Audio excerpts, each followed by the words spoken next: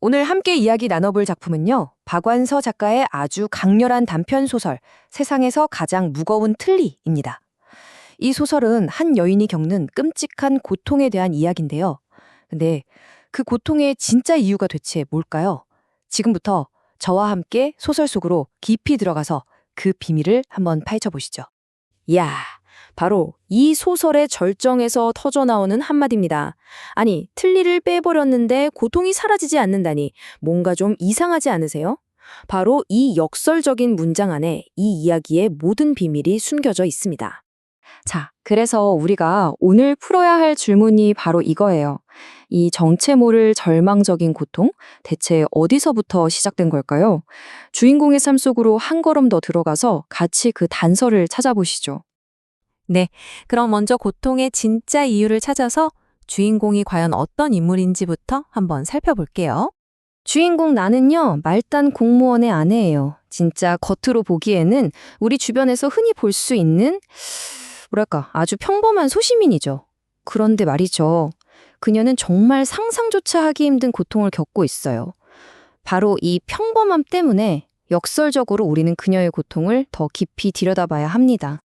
자, 이 이야기를 제대로 이해하려면 시대적 배경을 빼놓을 수가 없죠. 그리고 중심 인물들도요. 1970년대 두 여인의 삶이 어떻게 얽히고 설켜 있는지 한번 따라가 보겠습니다.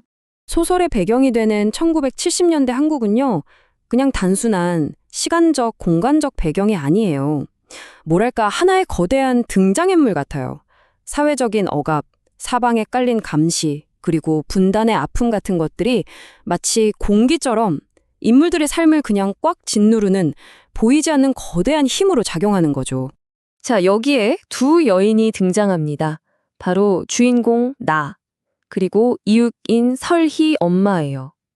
나는 한국전쟁 때 북으로 넘어간 오빠 때문에 늘 감시당하는 듯한 그런 불안한 삶을 살고 있고요. 설희 엄마는 몸이 아픈 딸의 수술을 위해서 미국으로 이민 가는 걸 꿈꾸죠. 보시다시피 각자 정말 다른 종류의 하지만 똑같이 무거운 짐을 지고 있는 거예요. 자, 그럼 이 두 여인이 짊어진 짐의 무게를 한번 비교해 볼까요? 이게 바로 이 작품의 핵심을 꿰뚫는 주제거든요. 바로 보이는 짐과 보이지 않는 짐의 차이입니다. 먼저 설희 엄마의 고통은요, 눈에 딱 보이죠. 딸의 장애라는 아주 명확한 문제가 있고 미국에 가서 수술을 시키겠다는 구체적인 목표도 있어요. 근데 나의 고통은 보이지가 않아요. 언제 들이닥칠지 모르는 정부의 감시, 또 혹시나 오빠가 간첩이 돼서 돌아오면 어쩌나 하는 그 막연한 공포. 이건 정말 누구에게도 털어놓을 수 없이 홍전어 속으로 사겨야 하는 내면을 갉아먹는 그런 짐인 거죠. 그리고 이 보이지 않는 짐은 그냥 상상 속의 두려움에서 그치는 게 아닙니다. 실제로 남편은 번번이 승진해서 미꾸러지고 가족들은 정보기관에 불려가서 조사를 받기도 하거든요. 그러니까 그녀의 불안과 공포가 단순한 망상이 아니라 정말 냉혹한 현실에 깊숙이 뿌리박고 있다는 걸 알 수 있죠. 자, 이제 이야기가 아주 중요한 전환점을 맞이합니다. 이웃인 설인의 가족이 드디어 이민을 결정하거든요. 이 소식이 주인공 나의 마음속에 어떤 복잡한 파도를 일으키는지 한번 자세히 들여다보겠습니다. 친구가 드디어 꿈에 그리던 이민을 떠나게 됐다는 소식을 들어요. 근데 나의 반응이 좀 뜻밖입니다. 갑자기 막 애국심에 불타올라서 이민은 도피다! 라면서 맹렬하게 비난을 퍼붓는 거예요. 하지만 이 과장된 애국심은 사실은 그녀의 진짜 속마음을 감추기 위한 일종의 방어막이었던 셈이죠. 네, 바로 이겁니다. 겉으로 내세운 그 애국심 윗바닥에는요, 이 숨막히는 현실을 벗어나서 자유를 찾아 떠나는 친구에 대한 정말 지독한 부러움, 그리고 질투가 용암처럼 들끓고 있었던 겁니다. 결국 공항에서 친구 가족을 배웅하고 집으로 돌아오는 길에 그동안 억눌러왔던 감정이 한꺼번에 폭발해버립니다. 그러면서 턱에 정말 참을 수 없는 극심한 고통이 시작돼요. 바로 이 순간 우리는 그녀의 틀니 통증이 그냥 단순한 치통이 아닐 수도 있겠다는 걸 직감하게 되죠. 자, 드디어 이야기의 클라이맥스입니다. 주인공이 어떻게 자신의 고통의 근원을 깨닫게 되는지 그 과정을 한번 차근차근 따라가 보시죠. 집에 돌아오자마자 그녀는 정말 미친 듯이 틀니를 뽑아버려요. 그런데 정말 놀랍게도 그 순간 그토록 지독했던 통증과 압박감이 거짓말처럼 사라지는 겁니다. 그러면서 몸이 훨훨 날아갈 것 같은 그런 해방감을 느끼게 되죠. 네, 바로 그녀의 독백인데요. 이 순간적인 평화와 안도감이 얼마나 컸을지 짐작이 가시죠. 하지만 이 평화는 안타깝게도 그리 오래 가지 못합니다. 바로 그때였어요. 대문에서 아주 조심스러운 노크 소리가 들려옵니다.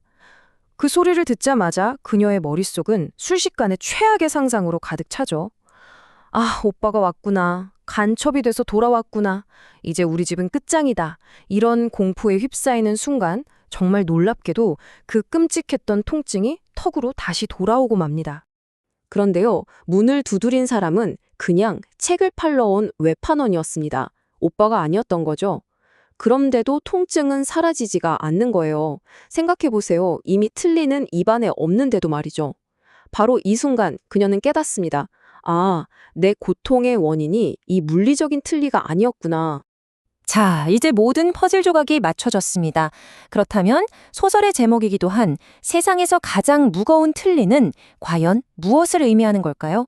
바로 그녀의 깨달음이죠. 그 고통은 진짜 틀니 때문이 아니었던 거예요. 그건 바로 자신은 결코 벗어날 수 없는 이 한국적인 제약, 다시 말해 1970년대의 그 억압적인 사회 현실로부터 탈출하는 친구를 보면서 느꼈던 그 깊은 선망과 질투가 만들어낸 일종의 심리적인 통증이었던 겁니다. 생각해보면 간단해요. 손바닥 위에 올려놓은 진짜 백금 틀니는 아주 가볍고 언제든 뺐다 꼈다 할 수 있죠. 하지만 그녀의 정신을 짓누르는 시대의 억압이라는 이 상징적인 틀니는 상상할 수 없을 만큼 무겁고 절대로 자기 혼자 힘으로는 벗어던질 수가 없는 것이었습니다. 이 소설은 1970년대의 이야기지만 시대를 훌쩍 뛰어넘어 지금 우리에게도 아주 묵직한 질문을 던지는 것 같습니다. 오늘날 우리의 삶 속에서 또 우리 사회 안에서 우리가 무심코 혹은 어쩔 수 없이 짊어지고 있는 그 보이지 않는 무거운 틀니는 과연 무엇일까요? 한 번쯤 깊이 생각해 볼 문제가 아닐까 싶습니다.